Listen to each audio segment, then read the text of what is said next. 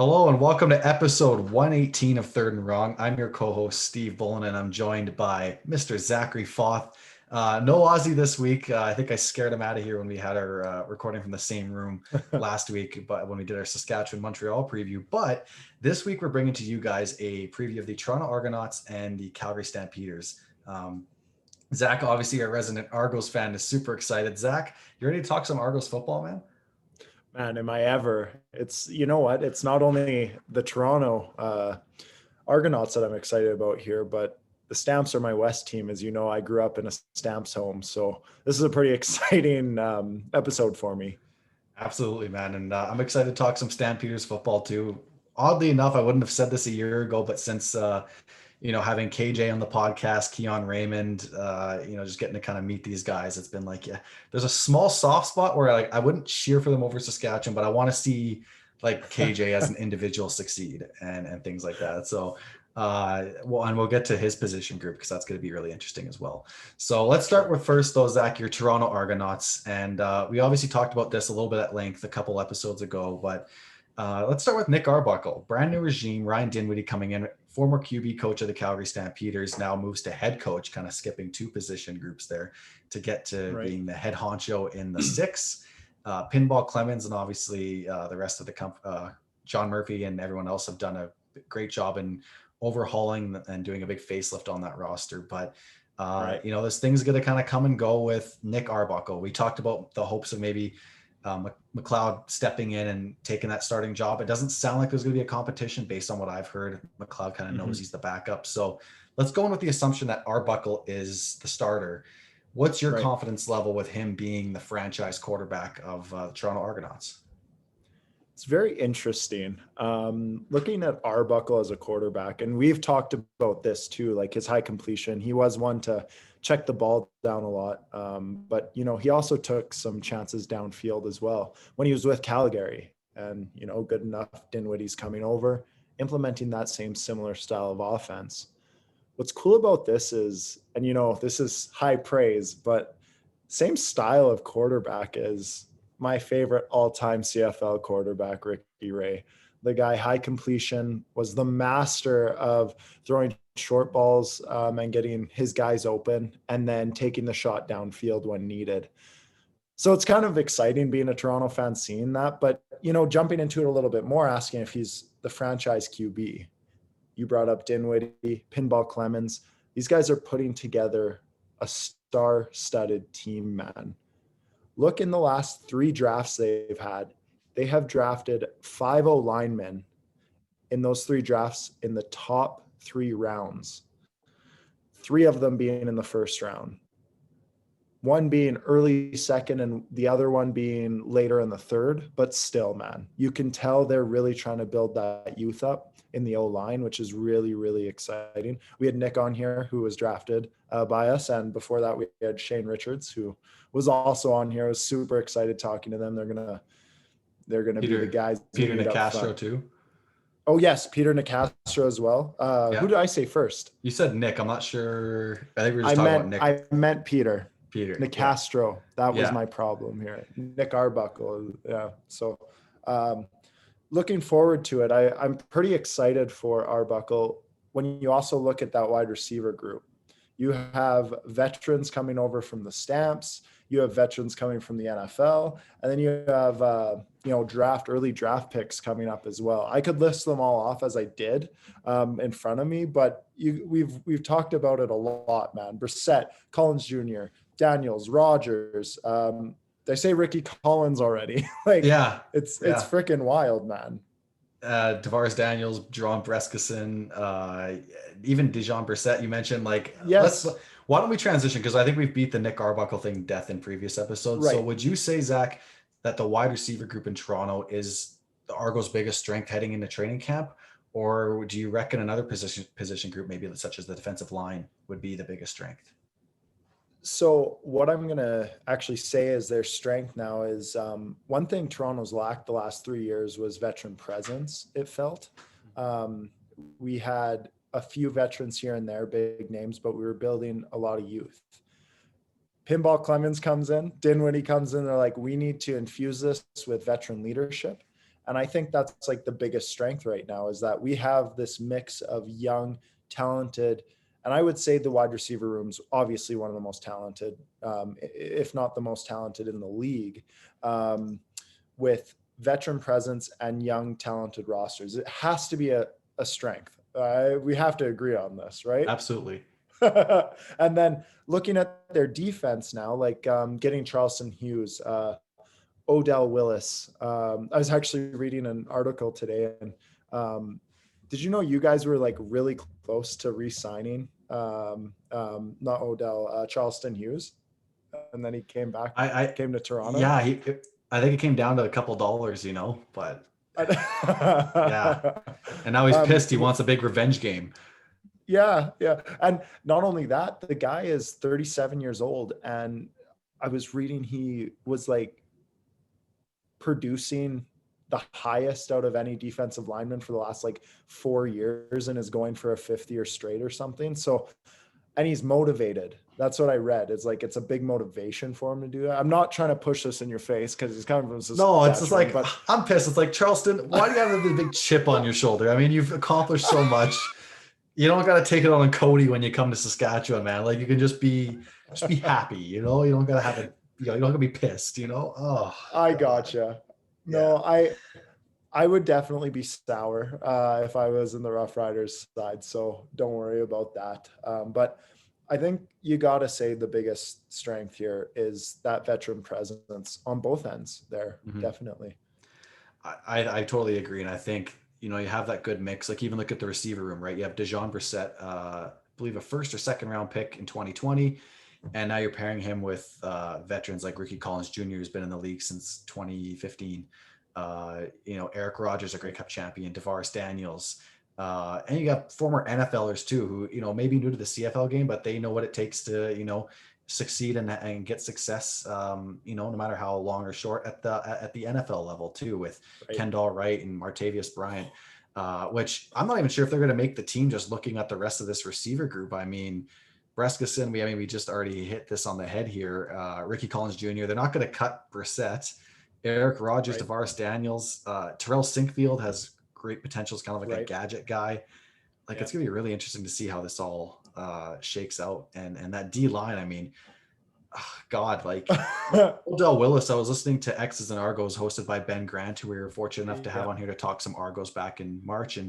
And his co-host was talking about how Odell Willis might be on the bubble as far as cuts go. Like, if you're talking about keeping Shane Ray and Sean Oakman, who was that infamous meme of being that, brick shit house standing in the thing there, like, just really, really like such a deep group that like whoever's getting cut's going to be a starter in another team.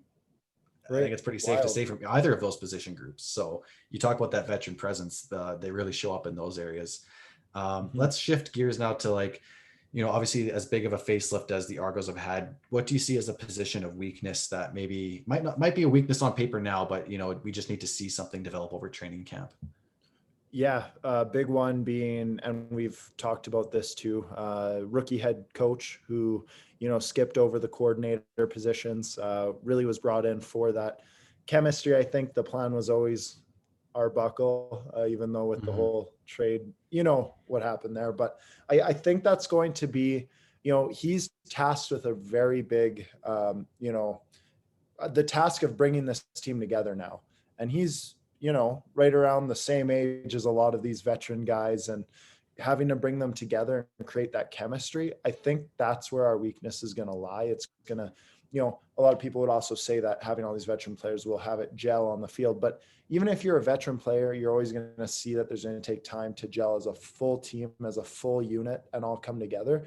Having that leadership will help. But Dinwiddie is going to have to find his place as that leader, as the head coach, and where he fits into all those veteran leaders. And I think that will take some time, and that could be looked at as a weakness early on. I think so too. And maybe even the Argos kind of saw the writing on the wall. They brought back Rich Stubler, who's like one of the most renowned defensive coaches in CFL history as a consultant, I believe, at 71 years old. And maybe someone just to kind of help guide the process. Obviously, you want Dinwiddie being like the main focal point there. But I mean, you even look at a team like the Rams a couple of years ago with Sean McVay, young head coach, Wade Phillips, defensive coordinator, and Stuber's not even a defensive coordinator, but you kind of never hurts to have that veteran presence in the coaching staff as well, because I think it can really help kind of really drive certain points home where it's like, if they're not fully buying into Dinwiddie, when I think they will, because I think he Right. seems to have a good head on his shoulders, but you still have that other coaches and management that, can kind of take care of their position groups and kind of get everyone to buy into the main culture, the main message. So Right. I think that we can quickly see that become a strength, but right now you're correct. I think that is a weakness because we just don't know how like these former NFLers or CFL vets are going to respond to a rookie CFL coach who doesn't even have any coordinator experience. So Exactly. All that being said, Zach, record prediction. Obviously, we're going to release our comprehensive record predictions on our social media towards the end of the month before kickoff August 5th. But how are you feeling about this team? Where do you have them placing in the East? With what kind of record in mind? We won't talk playoffs yet. We can save that for another time. Yeah, man, I'm hoping. I think it's going to be a rocky start, but I think we're going to catch fire, and you could see us getting, ceiling 9 wins. But I think, we're going to catch heat at some point, and we're going to hit that 7-win mark. And, the safe bet, I'm going to go with the 8-6 record, and, playing for that second spot in the East, I think is a good, prediction for this team that's going to build a lot of chemistry throughout this year. Absolutely. I really like that. And I think, Twitter's so volatile in the reactions everyone has. So, you have people being like, super team, they're going 12-2. And then you have other team going like, oh, Philadelphia Eagles super team 2011, they're going 2-12. And I think, like with most things I kind of land on, it's going to fall somewhere in the middle. Currently I have them at about 7-7. I think 8-6 would be great. They're going to be jockeying with Montreal for that second seed. We'll get to Ottawa another time. Certainly don't want to disparage them too much. I'm a big La Police fan, big Matt Nichols fan, but just the surrounding cast I'm kind of worried about. But again, another episode for them. And Hamilton, I just think they're returning that same team that went undefeated at home, 15-3 in 2019 Grey Cup finalists. So, and like you said, I think slow start, hot finish. We could see them hovering, like kind of locked into that third place for the majority of the year. And then who knows, maybe they just overtake Montreal in the final 2 weeks. And maybe you're hosting a playoff game at BMO again, which, for all the shit CFL fans or other fans like to give Argos fans, man, that 2017 East final against Saskatchewan, that place was rocking. And when Ricky Ray led that drive down to send my Riders home, led by a Cody Fajardo goal line touchdown, which is super ironic, send you guys to the Grey Cup. I mean, that was a great atmosphere. So I hope to see a game there someday. And I think if you guys host a playoff game with how much people are missing CFL football, the energy around this team, that's going to be a pretty hostile environment come late November, early December, which is weird to think about, but especially if it's cold off the Lake Erie. I'm not sure which lake is closest to Toronto. That's to be real with you. With all those veterans, I could definitely see us getting hot at the end and really putting something in. And they're going to play hard for that Grey Cup this year. Charleston Hughes with the chip on his shoulder and going and giving everyone in the East some, sweaty backs. Sweaty backs. Yeah. I don't know. A bag man. of Lays, Make bag of Lays nervous. on his shoulder. Yeah, that's right. Yeah, right. I sweat from my back too when I'm nervous, so that's okay. I'm sure our guests who sweat profusely like we do will know. Amen. Let's shift gears to the West now. We have the Calgary Stampeders, who in 2019 had a disappointing year by their standards. Didn't make it to the West Final. I believe that was the first time that had happened since 2011, I think. Every year since they've either been in the Grey Cup or been in the West Final. Yeah, 2011 they lost to Edmonton, if my memory serves correctly. So, a letdown season by their standards. Arbuckle came in for 7 games. Bo Levi came in for the final couple of games in the playoffs.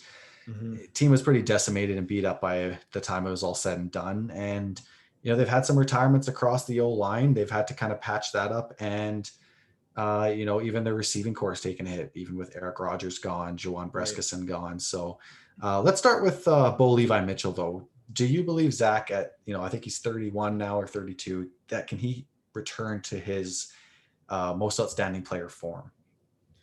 Yeah, I think this is a funny question. I think he's going to come back absolutely healthy finally. He's been dealing with injuries throughout his career. I think this is honestly a godsend for him having all this time off because his body's going to be right.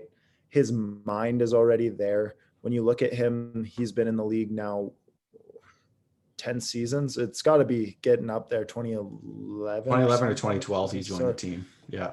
Right. So, he's seen it all. He's won 2 Grey Cups. He's been multiple Grey Cups, 4 Grey Cups. The guy this is a simple answer. I should have just said yes. Yeah. and he definitely has that ability to go be the guy again. And I truly believe he will be. I think so too. And I see a lot of people writing him off, but I just don't think that's the correct thing to do. Everyone's worried about their depth behind him with Dakota Prukop and Michael O'Connor, which I think have potential huge upside, even if he does go down. So I'm in a weird spot because like I don't like Bo Levi Mitchell being a Rider fan, but I respect the hell out of him and I really admire his game. And I think he has all the tools. And if we continue playing and there's no weird merger with the XFL, he could probably put himself in the conversation as the greatest quarterback of all time in the CFL. For sure he can. I think he could put himself up there with the Damon Allens, the Ricky Rays, the Anthony Calvillos, the Doug Flutys, whoever else, right. Ron Lancaster, you want to throw him in there too, Russ Jackson. I think he can put himself in that conversation statistically. Now, will he be remembered as fondly as those guys? Maybe, maybe not, but I think he's definitely been a huge reason why Calgary's maintained this level of consistency. I think he's been the true franchise quarterback since Henry Burris left. They had some weird years with Drew Tate, who unfortunately got injured, Kevin Glenn, who was already kind of in the twilight of his career, and then they landed on Bo, and I mean, he's never looked back. Yeah. So I think these guys are gonna freaking come out of the gates swinging, and if you want to transition to their positions of strength, go ahead. No. They're going to come out swinging, but they're going to miss every time, and the Argos are going to score a bunch on them because because they're free week 1, baby. Damn it! Right. I'm looking at Calgary's roster. They have 4 kickers listed, so that'll be interesting. I think Rene Paredes and Ronnie Pfeiffer. I don't know. They're going to be the 2 main guys there. But position of strength, I think it starts and ends with Bo Levi in that quarterback room. I think Dakota Prukop is perfectly capable of, holding the clipboard and stepping in if necessary. They have a good system there. Dave Dickinson's like a freaking wizard when it comes to quarterback training. And I'm so high on Michael O'Connor. I was really upset when the Argos released him, but I understand now. You have McLeod, you have Nick Arbuckle. I think you even have Antonio Pipkin, but really great Canadian kid. Michael O'Connor is from UBC. So I'm really excited to see what he can do. But I think it starts and ends with the kind of the quarterback position as kind of their strength. A lot of kind of reassessment is needed on some of their other positions. I know their DB room's still really strong. They got Jamar Wall there, Royce Mechie. So I think their DBs and quarterback rooms are probably their 2 biggest strengths, and just the continuity as a whole is probably their biggest strength as a team with the coaching staff and the leaders in that room. Well, I wish you didn't say that last part because that was my strength. So I was going to say the biggest thing for me is I didn't really go position wise. I said the consistency with Dickinson and Bo Levi is going to be absolutely their strength here. And that's why, as we'll see later, I am going to actually have them positioned pretty high because of that consistency, which is one of the biggest things in football, in my opinion. You see guys, if we're going to compare it to the NFL, a lot of people know that with Tom Brady and guys like Peyton Manning back in the day, the reason they were so good was the consistency that they brought to the game. And I think that's exactly what Bo and Dickinson brings. Dickinson's been there since 2009. And, Crazy. Taking over in 2016, it's just Calgary is this mold of consistency that, like, as a coach for Bantam football, I just want to bring to the school that we're coaching at, because it's just a beautiful thing how they develop these guys. And the weakness I was going to say is when you look at the roster, this roster is not as star-studded as it once was. Our boy KJ's out there. He's going to have a monster season. He's that star receiver out there. I can't wait for that. but looking at the overall roster, like there are guys on there who are is it Cordell Law on the defensive line? He's in Did I say it Toronto right? now. Oh, right. Yeah, Yeah. we took him. Yeah, you took him. Oh, But our guy right. Connor McGough is there, so they still have Connor. some depth there. Yeah. Yeah. Sorry. I was looking at him today, and I was Cordell Law, and that's hilarious. We get a pass, Anyways, man. It's been 2 years, so. right. And it just the cast that they're bringing onto the field, which actually I'm not too worried about because Calgary's so good at bringing up younger talent and developing their own guys that I think it's not going to be as big of a problem. But that's kind of a weakness right now, the one that I can kind of point out. But their strength of being consistent and having this awesome culture usually outweighs their weaknesses. Usually the biggest weakness to them is injury. Yeah. So. And I think, like a lot of teams, and I've heard this on a couple different podcasts with, CF Perspective or Three Down Nation, and I'm not disparaging their opinions, but they're really worried about Calgary's receiving core. And every time they talk about it, they kind of just mention KJ as as a passing comment, like, oh yeah, they got Kamar Jordan, but he hasn't played in 2.5 years. And I'm not just saying this because he's been on this podcast, but I think he's really put in the work. And I think the 2.5 years off of football served him well to rehab. That really serious knee injury he took. And now he can come back as the veteran leader in that locker room. Tons of players respect him.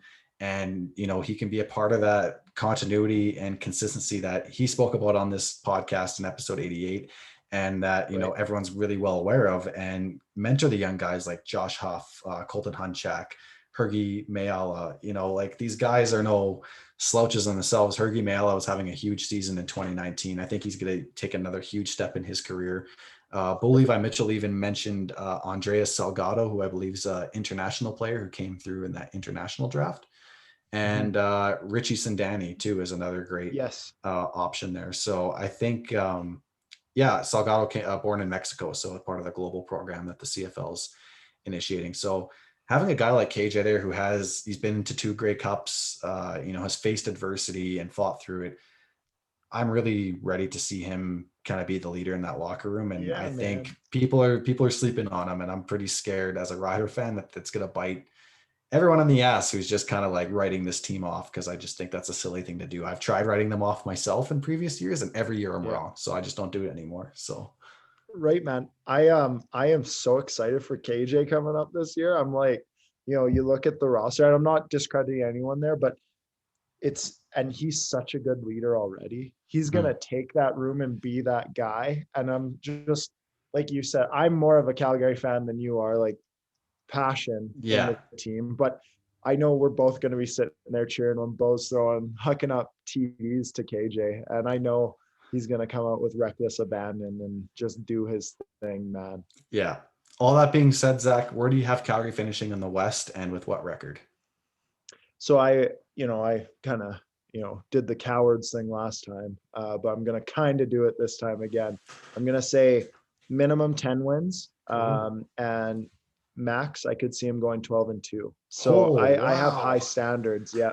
I think these guys, I think 10-4 is the safe bet here. But the consistency, man, you don't see a lot of losses there because of their consistency, and they're always in games with Bo. I think they're a hard place. They're hard to beat, and they're going to continue that trend.